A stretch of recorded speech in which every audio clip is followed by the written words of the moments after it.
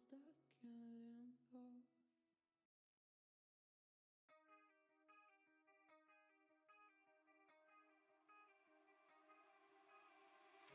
Time stops when I'm falling for you. The world stops spinning. My head is spinning too. Time stops when I'm falling for you.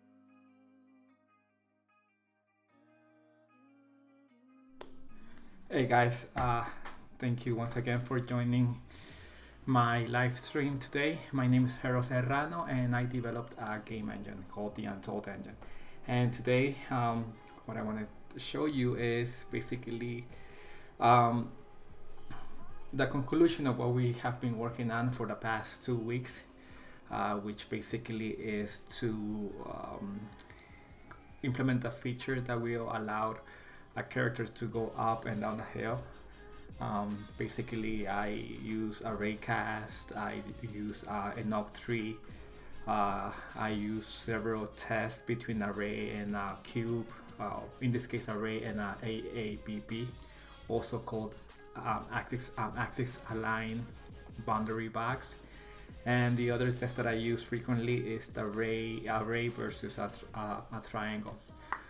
So I don't think today is going to be a long stream actually. Should be short. I was hoping to do the demo last night, but I was a bit tired, so I decided to do it today.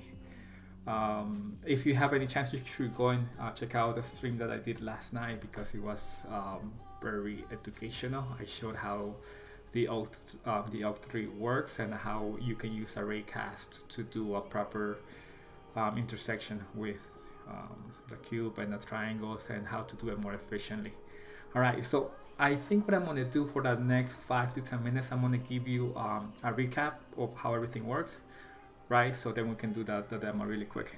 Cool. So let me go to code here. So basically the whole idea is, let's say that we have a model here, our 3D character. In this case, our 3D character is a terrain, right? A bunch of mountains. And we want our astronaut to go up a hill, right? To do that, what I basically do is the following. Let me give you this. Boom. What I do is I shoot a ray from the center position of the astronaut going downwards, right? And then I test if that ray hits any of the faces or triangles making up the terrain. If there is an intersection between the ray and the triangle, then what I compute is the normal vector of that particular triangle. And I use that normal vector to change the orientation of the character. All right, so let's say that the character, the astronaut is about to reach this section right here, right? At that point, I should have ray going downwards.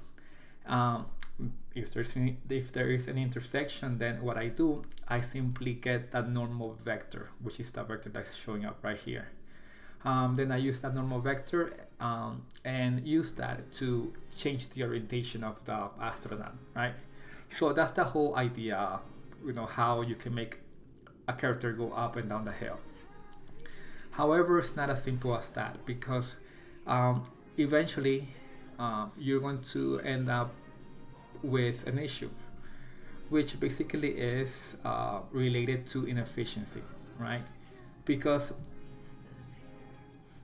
this particular model, like you see here, right, has over 2,000 faces, 2,000 triangles, and it would be very inefficient for anyone, for you to basically shoot a ray from the center of the character and do a test between the ray and every single of these triangles, right? And determine if there is an intersection or not. That is obviously not a good idea to do. It's inefficient, and in a game, it's overkill. And also you need to think, always think in your head that when you're developing a game engine, efficiency is very important, right? So you need to come up with a better, a more intelligent way to determine if a ray intersects the triangle, right? So what you can do is this. What you can do is you can basically um, use an octree, all right? And basically you bound the whole character with a huge AABB box, also called the axis aligned boundary box. And that would be like your parent node, right? Which is this one. I have bounded the whole terrain with that. And then you subdivide this further into 8 smaller cubes. That's why it's called octree, right? And I'm going to show you one of them here. So that would be one of them. Imagine you will have one over here, basically 4 on the top and 4 below the whole terrain, right? Then depending on your choice, you can keep subdividing this even further, right? So now here I want to show you this one, right? And then you can go even down the whole tree, and you can get that one right there. All right. Now, once you have done that, once you have built your tree, at that point, what you do is that you assign all of the triangles or the faces of your mesh that are within the volume of that cube. You assign it to this particular node, right? So, for example, all of the triangles that you see here, I know it's not that good, but all of these triangles that you see right here, right? You would assign them to be basically property, called the property of this particular cube right here, the small cube, right? So now when you do a test, right, your test will consist of the following. It will be, you will do array versus the big cube test, right? Then you will do another test between the array and this cube, which will come to be, true. Then you keep on going down until you get to the small one, to the small cube. Now, once you get to the smaller leaf, to the smaller cube, right? Now, at that point, what you do is you do a test with all of the, basically all of the triangles, within that cube. That's basically all what you do, all right? And that's basically what I've been doing this whole past 2 weeks, all right? Actually, let me just, so you have a good idea, because I want you to really understand it. Let me clear this up. And I know I've been repeating this over and over every time I go live, but not everybody has has been following the stream, so I want everybody to understand it. So basically, we start out with our root node here, right? Let's call this root node. Then we have my parent, and then you're gonna have 8 children, right? Imagine you have 8 more here. Now, depending on how many times you subdivide this, right, you can keep on going, but I want to have only one subdivision here. So then imagine that these are my my leaves, right? 8 of this. So then within the leaves, what I have is I have a vector container that basically stores all of the triangles that belong to that particular node. All right. So basically, the whole idea is this: for the parents, right? These are basically cubes, right? Your ABB boxes. For these guys, what I do a test between the cube and array. And if there is an actual intersection, then I go down the path, right? At this point, for example, in this case, the intersection was true, right? Then I go to the next one. In this case, there is no intersection, right? Because imagine that my triangle is actually in this node, right? In this case, there's no intersection, so what I do, I jump to my next one, to my sibling, right?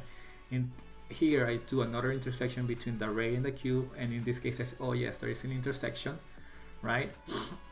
So then I go down the hill, right?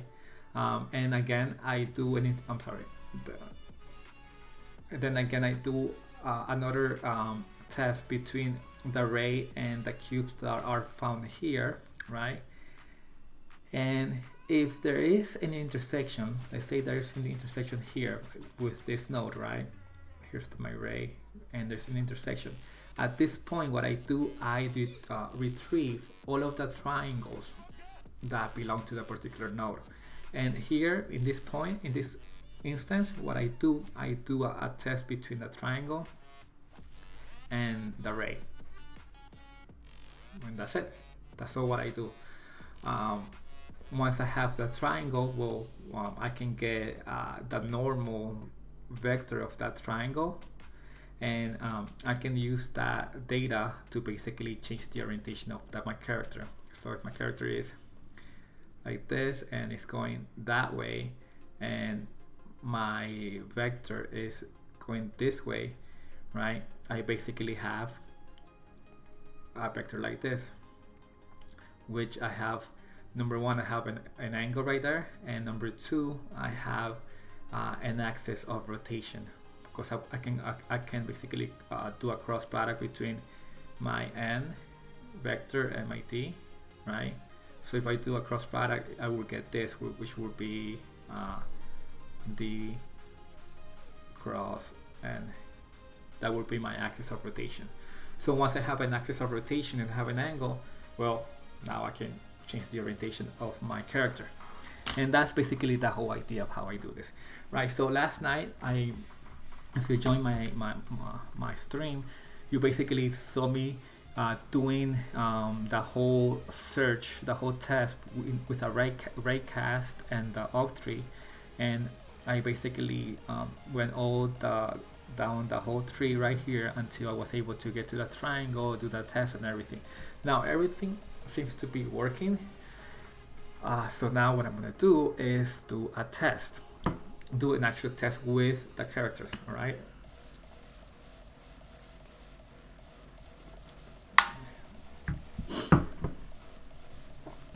So, having said that,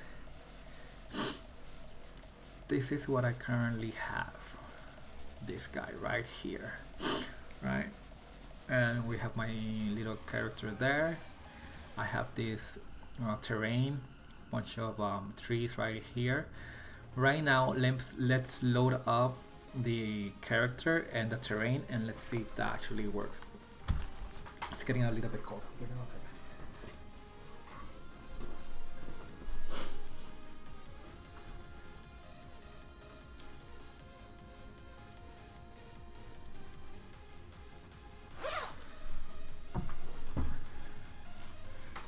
All right.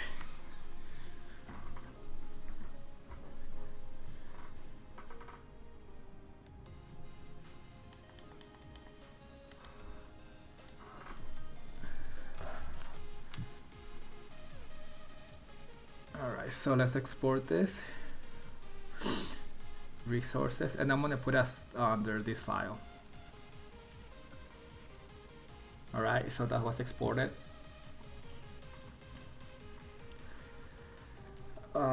Okay, this is the test I was doing yesterday, so I'm gonna remove this.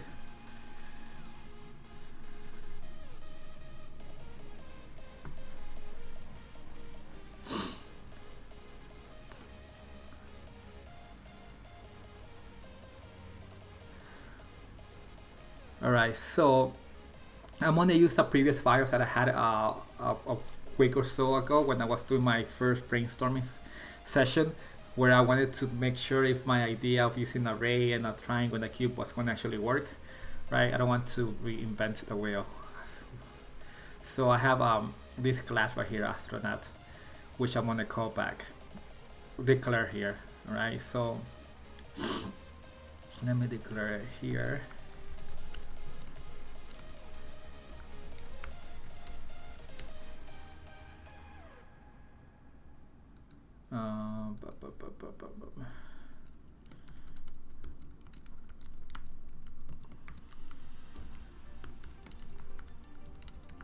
All right. I'm gonna remove that one. I don't want that one. Actually, let me call it like that. My astronaut there. All right. And here I'm gonna create my astronaut.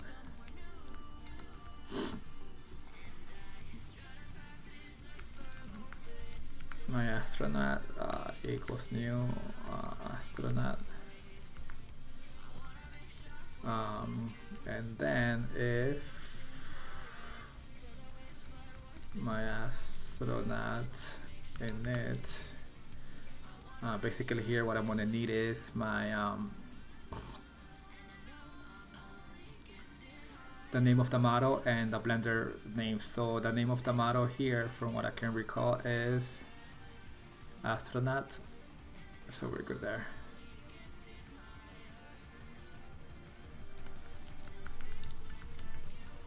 And this one should be astronaut attributes .u4d. Okay, if that is correct, then what I do, I add a child to it. All right, that's what I need. Now here for my plane, which will be my terrain in this case. All right, I created not a creator, but I followed the same step of loading the whole data right into the plane, the whole color, the whole shape and everything. But now what I do here is that I enable the mesh manager, and the mesh manager, what it's going to do is going to build the octree that I showed you earlier. Basically it's going to do this for that particular terrain. It's going to build the whole octree, right? And it's going to assign the particular triangles to a particular leaf node, and on and on and on. Now notice that I don't do that for the astronaut, because I feel that it's overkill. It's not necessary, right? I only want it for my particular terrain, that right there. All right, so we have that. I have my plane. Now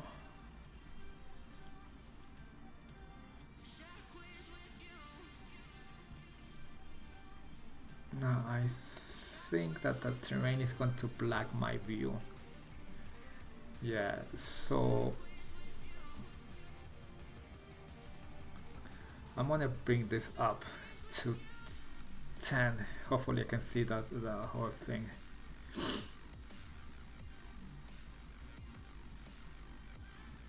Okay, so and here when you have a enable mesh manager, and the number 2 is basically the number of subdivisions, all right, that I'm going to create for my octree. With a subdivision of 2, I'm going to basically be creating here subdivision of 2. I'm going to be creating 73 nodes right here.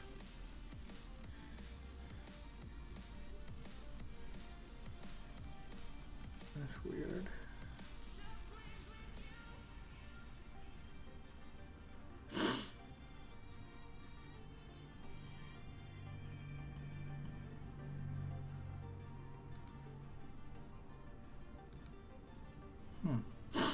Build octree node.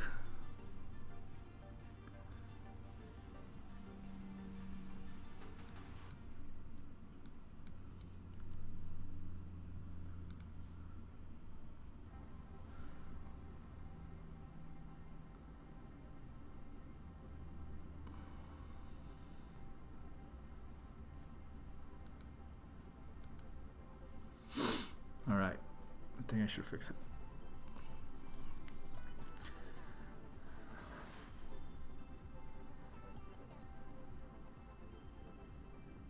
All right.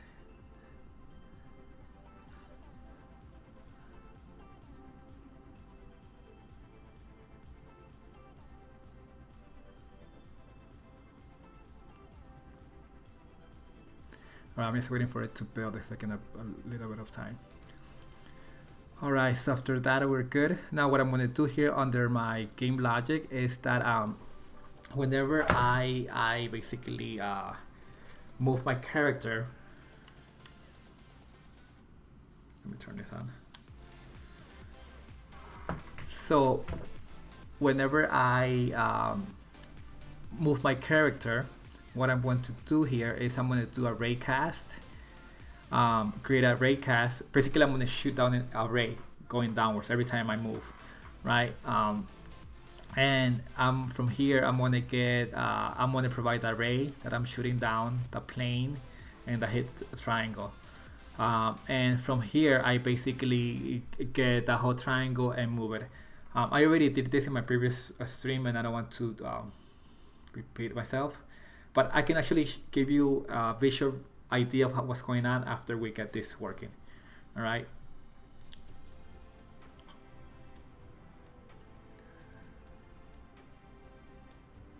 And it's taking some time.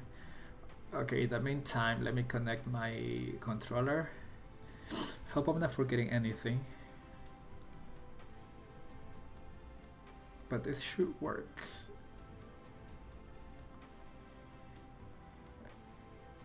All right. So now, once this is completed, I'm going to build this and run it. So I'm going to switch to my Mac now. And let's hopefully we can see something. So it's coming up. All right. Let's see what happened. Something happened here. Let's go back to 5. Let me make sure here. This guy is 1, 1. All right. It is telling me it couldn't find a particular data. Oh, all right. I forgot to add a particular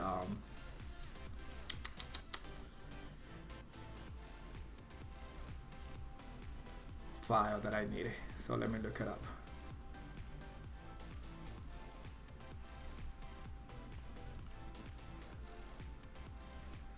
And this would be under. Where are you at? I know it should be under Desert City. There you go. And I need that particular file. Now, Untold Engine Studios, Untold Engine Resources. I need to put it here. All right. That's the file I was missing. Finish.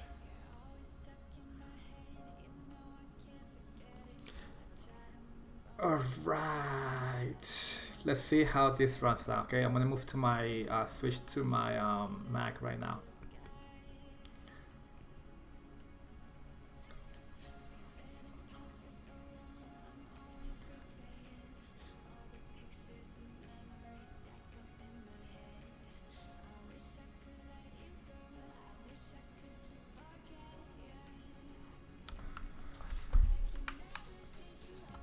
All right, what's going on then?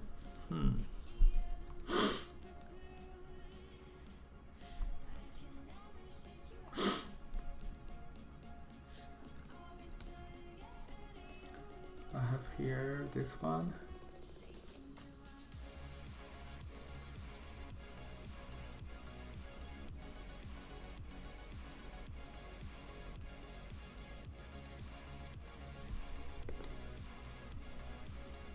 Let me see something really quick. Something's weird. It's not. Oh, okay. I think I know what it is. I cannot move it. All right. Okay. I'm sorry about that, guys. That was my bad. But I forgot to. Number 1.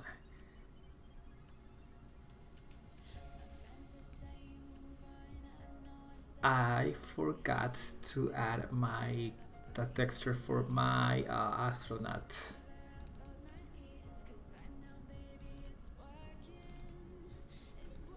and that should come over here. All right, that's that one. And then I also forgot to enable my controller. So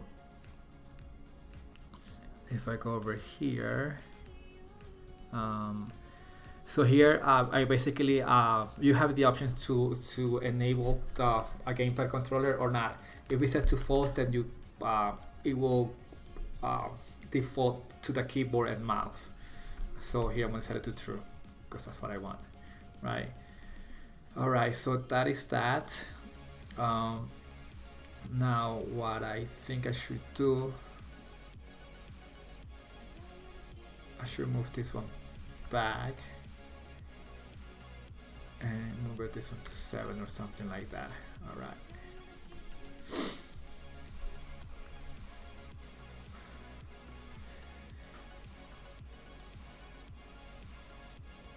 And let's see if this works. Oh man.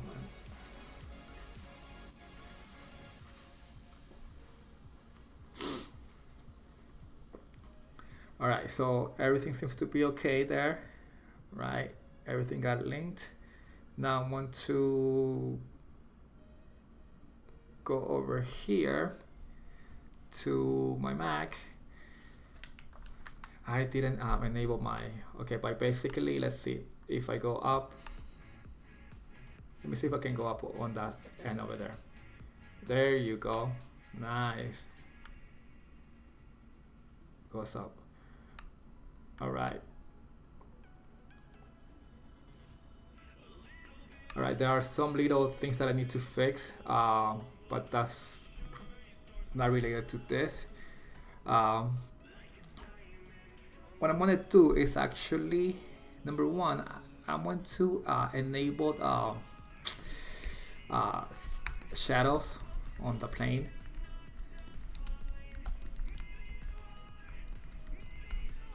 As you notice, there were no shadows at all. Set enable shadow, not plural. All right. Then what I'm gonna do, I'm gonna bring this out to -20. All right. Let's see how that looks at 5. Oh my gosh, I'm sorry. I always forget to do this. All right. So basically, what I did, I simply enabled the shadows. And then I move it back. I move the camera up even further back so we can see everything. All right, so let's try this one more time.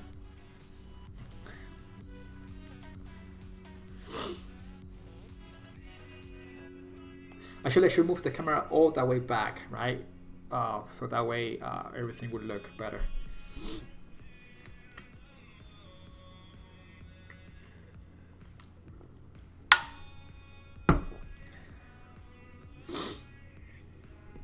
All right, so I'm moving back to here.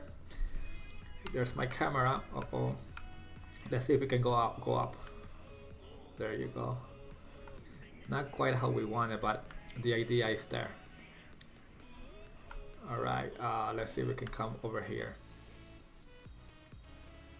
And should it come? There you go. Hey, looks good.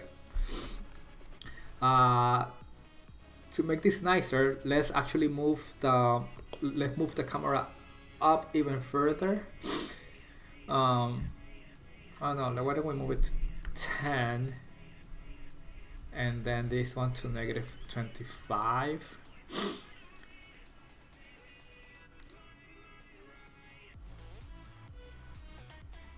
I think that would look nice. All right, let's do this.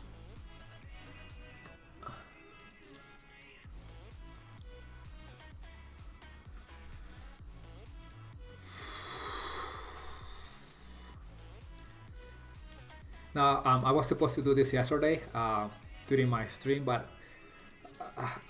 by the time after 2 hours, I was way too tired to be doing that demo. So I told you guys, you know what, I'm gonna do it tomorrow morning.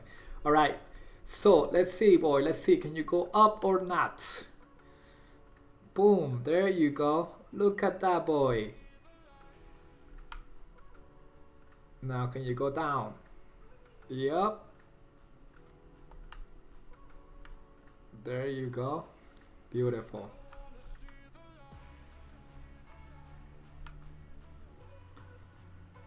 Looks nice, huh? Amazing, boys, amazing. Now, you may be wondering, okay, now that's a little problem that I have to fix. It's not related to the engine, it's how we are actually doing that whole demo. Um, Now you may be wondering, um, let me pause here for a little second. So you may be wondering, right? How, why did I wanted to make the character go up a hill and down the hill? So here's something about me that you may not know. I don't play video games that much, all right? Um, However, what I love about video games is that um, I'm always very curious of how things work in video games. If I see a particular graphical effect in a video game, that motivates me to find out how they did it, right? If I see a collision in a game engine, I'm sorry, in a video game, right, between two objects, I always want to know, okay, how do they do that? And that is that is what pushes me, motivates me to keep working on my game engine every single day, because whenever I do get to play video games, or whenever I see a video game that someone else is playing, something that I see on video, like in on YouTube or something, a game review or anything, I get like, oh my gosh, how do they do that? And or what I can think in my head is like, I need to make that happen. I need to make that happen in my game engine. So I've been playing since January. I've been playing Battlefield. All right, still cannot finish that game. Um, I've been playing Battlefield, and I noticed how the soldier can go up and down the hills, right? And I don't know why, but one day I was playing, and that little effect of going up and down the field got me thinking. I'm like, how are they doing that? I mean, obviously, they should not be using collision detection whenever it goes up and down the hill. That would be overkill. That would be insane. I'm like, they are doing this differently. They're doing different something else. And so I told myself, well, figure it out. Like, implement it in the engine. How will you do it? So I spent a whole weekend basically reading books, trying to figure out how it works. Eventually, I had an idea of how they do it, and through experimentation, right, you get it to work. So that's why I love about building a game engine, because you get to experiment and you get to build stuff, and you get to learn a lot about video games, obviously, but you get to think outside the box, right? Say, how do they do it? Number one, whatever you do in a game engine needs to be very efficient, right? You need to make it as efficient as possible, because a video game is gonna be played on top of your game engine. So whatever idea you implement is cannot be something implemented as without any thought, right? It needs to be very well thought of.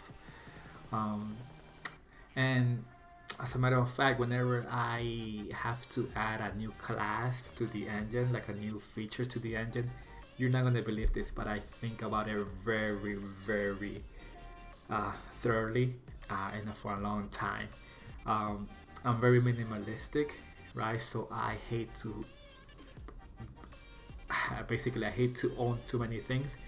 And even when it comes to the game engine, I hate to keep adding more classes on top of it, or a function or anything. I always think about it. And actually, this particular function right here, enable mesh manager, I thought about it for a whole day to add it or not. I was thinking, is there a better way to make all of this happen? So yes, that is me in a little nutshell. All right, So I think that's working. Let's add something cool. Now let's add the trees right here that we have, that we have here, right? Just for the fun of it. Uh, and I have half an hour more, so I can keep making this actually nicer and nicer. So we can do that. Alright, so we're going to add those trees. So I'm going to create I'm going to create game object tree. How many do I have? One, basically 4. Alright, I have 4 of this. Alright, so basically I'm creating an array of game objects. I'm sure I can use that later. And since I don't want to be creating it one by one, I'm gonna basically do it like this. For int I equals to 0, I is less than 4, I plus plus. Then I'm going to do a string here. And I'm going to provide the name of my trees here. Only like not the number itself. I'm just going to use the name tree. Then I'm going to append the number later on.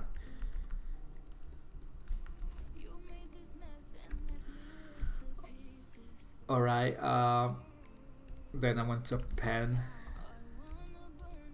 and std to string I. Alright, and once I have that, then I'm going to create my object. So basically this would be tree I equals new e for the engine, e for the game object,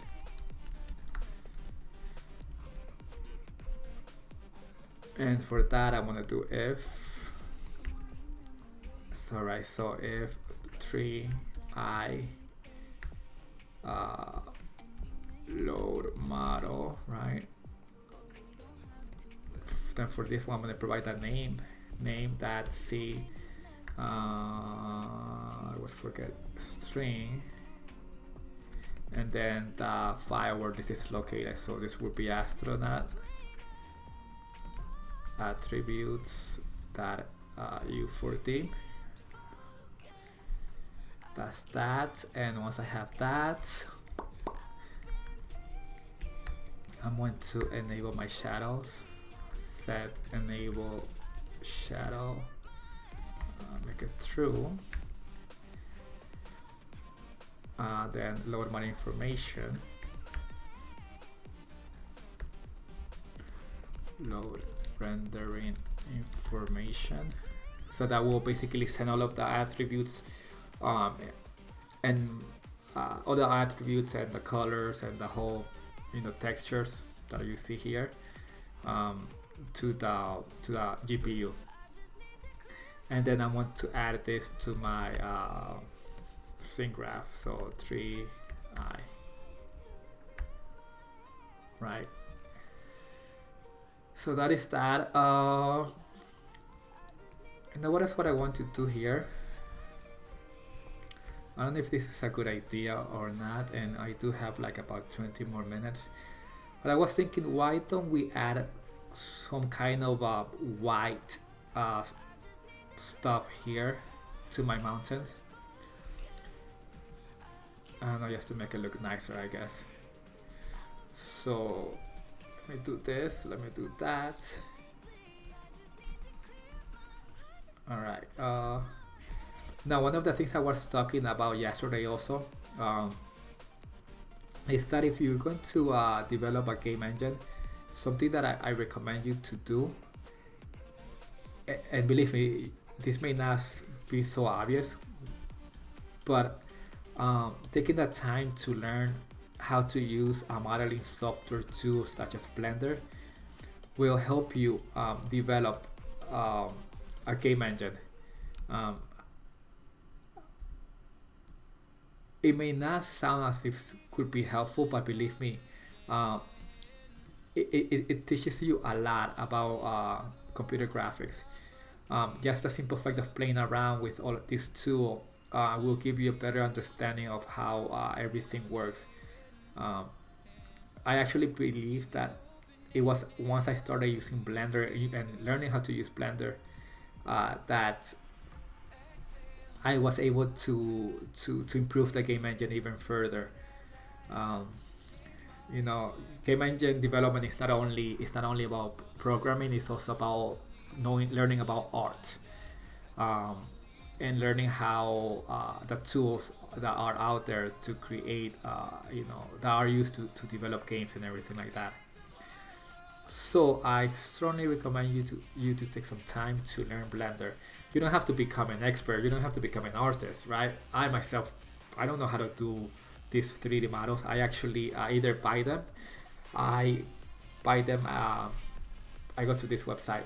Let me bring it up. I either buy all the models at cgtrader.com.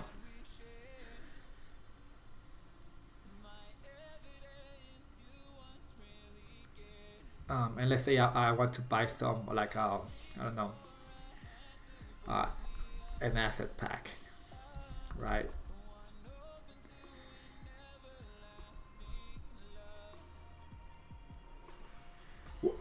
What I do, right, since I use Blender as my main tool to export all the data, I just go to formats. Go to Blender, and I make sure that my poly count is very low, usually less than 2K. And from here, I just go and get the models that I get. Now, another really good site is what is it? Blender Market. However, they do not have enough. They don't have a lot of options out there. The work here is insanely beautiful, but they don't have a lot of stuff like for low poly characters, for example. Whatever you find here is gonna be like a fraction of what you can find at CG Trader. The work is beautiful, but that's about it. I wish they had more selections here. So some of the models that I actually buy, they're not expensive. Um, for example, I believe that the terrain in the trees was like about less than $4. So you know,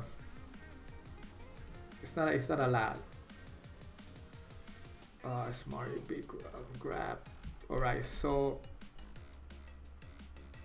basically what I did right now, I all right, so I got the UV coordinates, and let me see which one would work better.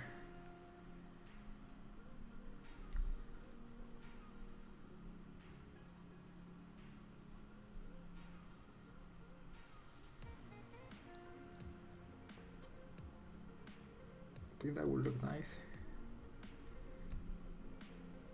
Heck, let's use that one for now, right? Or maybe a little bit more lighter, complete white. Hey, that looks nice. All right, let's use that one. Let's go back here. So I have exported my data, and I'm going to run this again, and hopefully it looks nicer. All right, so let's do this. And before I actually end this stream, I want to show you how eventually I rotate the character. All right, because I think it's very good for you to know this.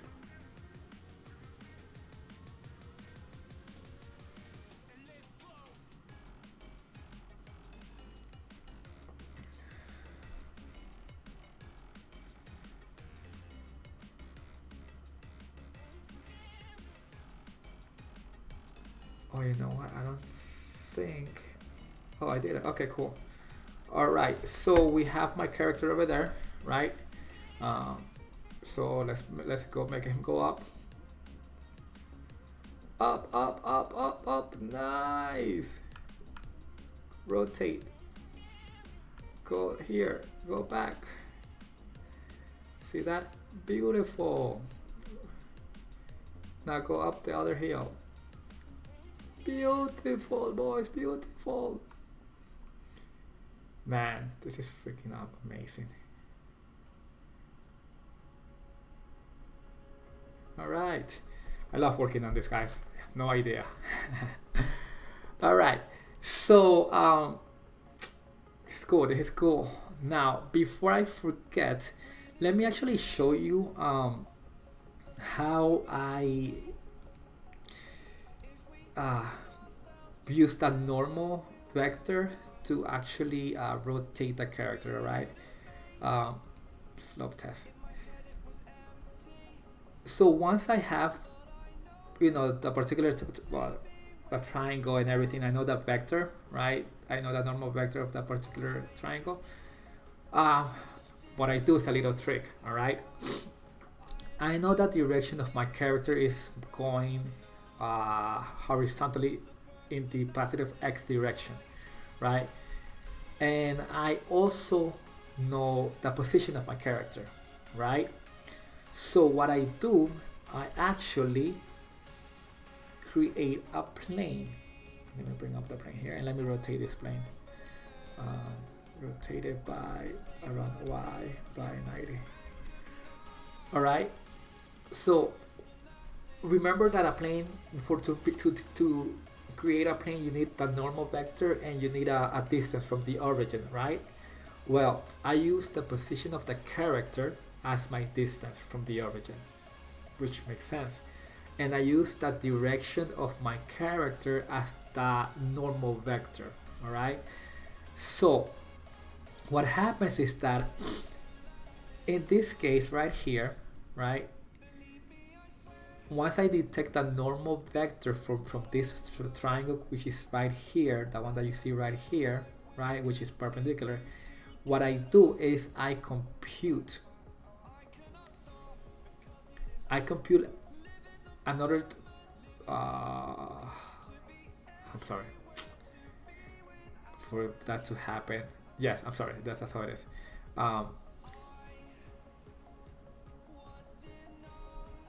Let me show you everything because I don't want it to confuse you. So alright, so let's say for example here in this instance, right, I get my normal vector from this guy, from my triangle, right? I use that triangle from the normal vector and I create a plane, right? And obviously the plane is going to be parallel to the triangle. There's a reason why I get a plane for that. I also use the position of the character and the direction of the character to create another plane, right? Then what I do is I simply calculate the angle between the plane of my character and the plane of the intercepted triangle, right? In this case, it's about 90, right? And I use the whole orientation to change it. In this case, I don't need to orient anything, right?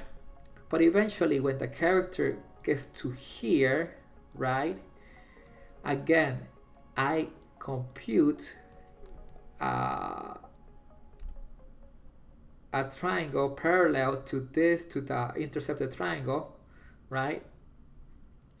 And what I do then is I compute the angle between my character plane and my intercepted plane, and I compute the angle. Once I have that angle right there, right, I also have an axis of rotation, right, because I can see where it's going to be rotating. I use those two information to basically rotate the character upwards. And that's basically how I do it. I get the angle between the characters, between the planes, and I get the axis of rotation. All right. And the axis of rotation is as simple as this.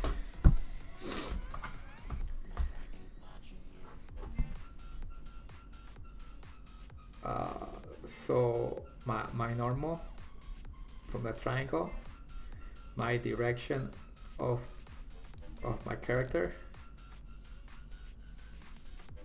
D, and so my axis of rotation would be this guy right here, which will basically be the cross product between D cross N, and that's my axis of rotation, and this is my angle, the angle between the planes in this case. And I use that and everything gets rotated. And basically that's how it works, guys. So now everything is properly, to recap, instead of us doing a search over,